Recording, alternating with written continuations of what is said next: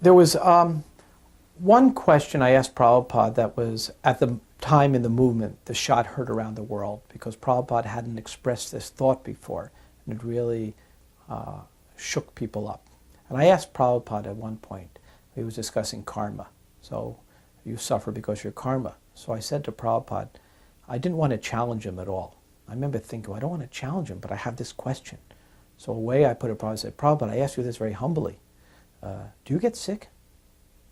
Thinking that if he got sick, it's from karma. And Prabhupada said, oh yes, I get sick. And I said, but you're a pure devotee, and pure devotees shouldn't have karma. You clap your hands, and from the deities, your karma is gone, and you're not accumulating more karma, so why is it you're getting sick? And Prabhupada then said, oh, I'm not a pure devotee. He spoke very humbly. But I think he said, like, Radharani is blessing, something like that. I don't remember precisely. And then I pursued it a little further. Well, I said, well, why is it you suffer then? Is it the way Christ was suffering? Something like that. And Prabhupada said, the reason I suffer is because I have done one sinful thing. I have taken too many disciples. And when you take too many disciples, then you must suffer the sins of your disciples. The spiritual master suffers. And that was a very, very heavy thing Prabhupada said. And even though I wasn't in the society, I understood that was very heavy at that time. And the devotees there, they were awestruck. They were just walking to walls thinking that my sins are affecting Prabhupada. Because everyone had total affection for Prabhupada and that my sins would affect it. So Prabhupada made that statement. And he said that my sinful activity is taking too many disciples, but for preaching purposes, I'm willing to take that suffering. Just for the sake of preaching, I'll take too many disciples. Prabhupada had talked about there being people in our movement who aren't devotees, that they're here for ulterior motives.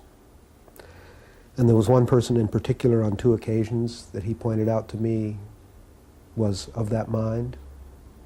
Someone who was very charismatic, very powerful, held a high position. Once he told me that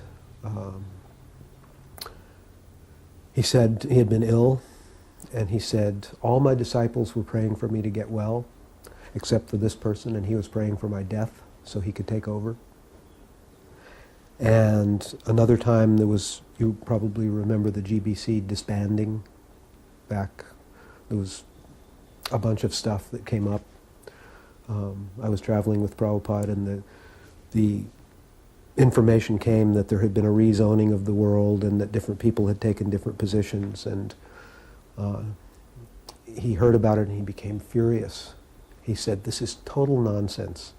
And he pointed out this person. He said, this person has spearheaded this just because he wants to take over the world. And I remember at that time he said, send a telegram to every center telling them that the GBC is temporarily disbanded. The temple president is the only authority at this time until further notice. He said, you don't need to send anything to New Vrindavan, because at that time he really trusted in Kirtanananda Swami. And he also said, now call Karandar and find out what the truth is. He had implicit faith in Karandar. He turned to Karandar as in many ways as an equal, as I saw it, as someone who was so totally trustworthy in his management and in his ability to be Krishna conscious around all this stuff. But this person was in Vrindavan. I was in Vrindavan 2 weeks before Prabhupada passed. And they asked me to act as his guard. So I was there as his guard and was very moved. As many devotees have probably told you, the situation was very intense, very heavy. Prabhupada's body was very frail.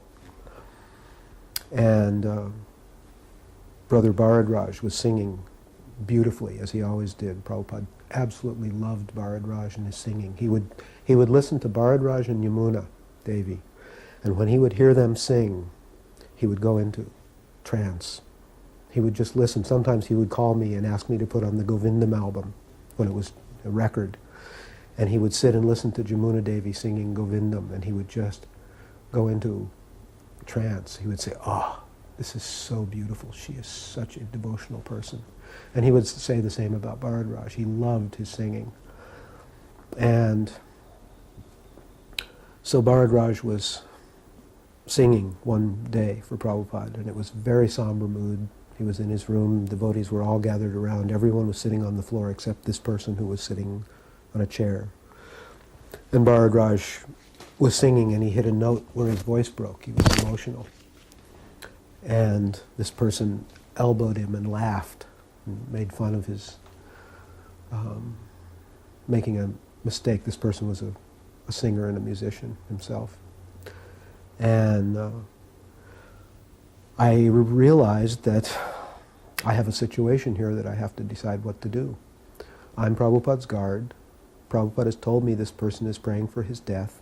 I see him in that mood. What do I do? So the alternatives were there. Either kill the person or go to the senior godbrothers and share what I knew. Of course, the first one was out. So the second one, I thought about it and I thought I wouldn't be heard. He wields power and I don't in the same way. And the third alternative was to leave because I couldn't see it. I couldn't be there and see that. So I left. And at that time, Kirtanananda was there very, very sincerely spearheading the group of devotees who were begging Prabhupada to stay. Please, Prabhupada, we can't do this without you right now. We're not advanced enough. We need you here. And I remember him crying and begging Prabhupada to stay. And Prabhupada just yawned. He said, "All right, I'll stay." So because he said that, I thought he was going to stay.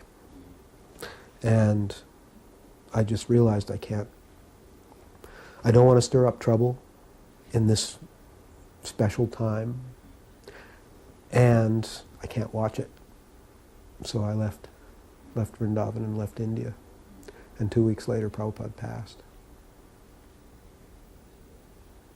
Another time in Mayapur, another important instruction, it was just myself and Prabhupada in his room, and he had been just finishing, he was writing some things and on his desk, and I just given him some coconut water, his dab, and I was in there straightening some things up and sat down just by the door and chatted a little bit while Prabhupada was working in there. So then Prabhupada's sister, Pisama, came, and I had her wait at the door first, and I said, "Prabhupada, your sister's here. Would you like to speak to us?" "Yes." "Bring her in." So I opened the door to let Pisama in, and she came in and sat down, and they started speaking in Bengali.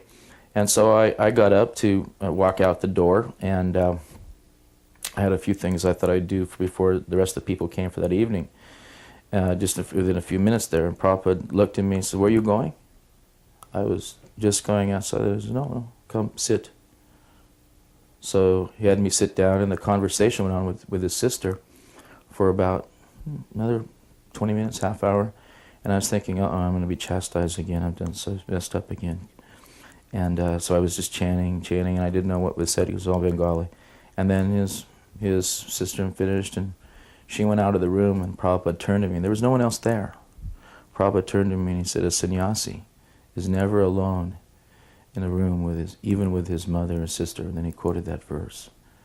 Now, Prabhupada wasn't having to show anybody specifically like this, but yet that example was very instructive, that he hears Prabhupada and hears his sister, who's very old also, and it's his sister, but yet showing so much by the example. So, for all of our sannyasis out there, it's a wonderful verse.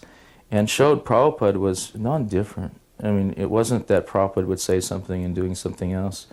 In that way, he affected all of our hearts who were trying on the front of preaching, that our whole moments of appreciation, our movement was just the little time we got to spend with Prabhupada, and that he was pleased with what we're doing. But seeing his example, there was no dichotomy. There was no hypocrisy. Prabhupada was Prabhupada. And as he spoke and as he put in the books, is how so he lived his life. And that type of leader you can follow anywhere.